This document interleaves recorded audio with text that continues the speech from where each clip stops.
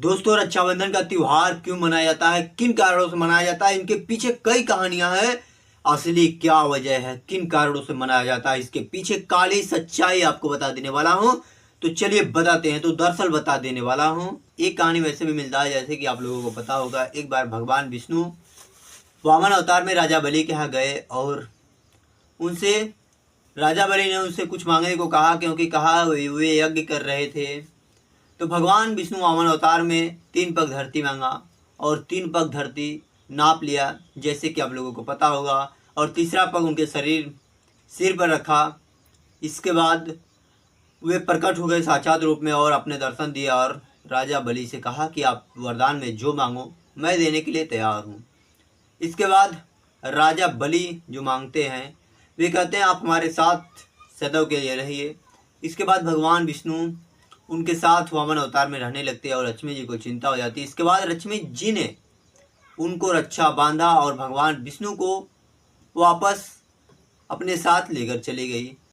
यह एक कथा भी मिलती है। दोस्तों, दूसरी कहानी यह भी मिलता है कि जैसे कि भगवान श्री कृष्ण ने जब शिशुपाल का वध किया, राजसूय यज्ञ के समय जब शिशुपाल का वध किया, तो उनके उंगली से खून बहने लगा। इसके बाद द्रौपदी वहां मौजूद थी, उसने अपने साड़ी का एक टुकड़ा फाड़ कर उनकी अंगुली में बाता खून को बांध कर रोक दिया। और उसके बाद उन्होंने भी कहा मैं इसका तुम्हें कर जरूर चुका दूंगा। इसके बाद उन्होंने महाभारत के युद्ध में, जैसा कि आप लोगों को पता ही होगा, कि उनका चीरहरण के समय कर चुका दिया था। और बता देने वाला हूं, तभी से यह परंपरा बन गई और आज तक बनी हुई है। कुछ लोग के मुताबिक यह भी है। और तीसरी कहानी में यह भी मिलता है, जैसे कि जब युधिष्ठिर जो थे वे अपने संकट में फंसे हुए थे, तो उन्होंने श्री कृष्ण से पूछा कि हे भगवान श्री कृष्ण, आप ही बताएं कि मैं सभी संकटों से कैसे मुक्ति पा सकता हूं।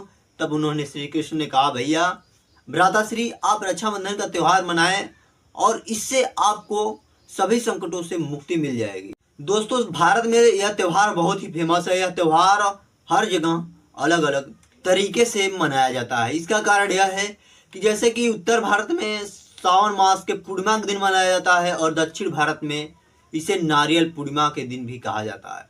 इसमें यह होता है कि जो समुद्र के किनारे लोग बसे रहते हैं, वे नारियल के पत्तों, फल फूल, केला को चढ़ाते हैं और भगवान इंद्र और वरुण की पूजा करते हैं।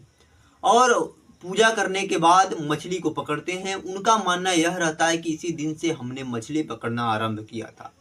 और जनेऊ धारण करने वाले इसी दिन जनेऊ को बदलकर नया जनेऊ धारण करते हैं। और यह अलग अलग देशों में, यह अलग अलग भारत में अलग अलग तरीके से मनाया जाता है। यह कहानी कैसी लगी? अगर अच्छी लगी तो वीडियो को लाइक और चैनल पर नए हो तो चैनल को सब्सक्राइब कर दीजिएगा। इसी से रिलेटेड हर जानकारी इस चैनल पर मिलती है।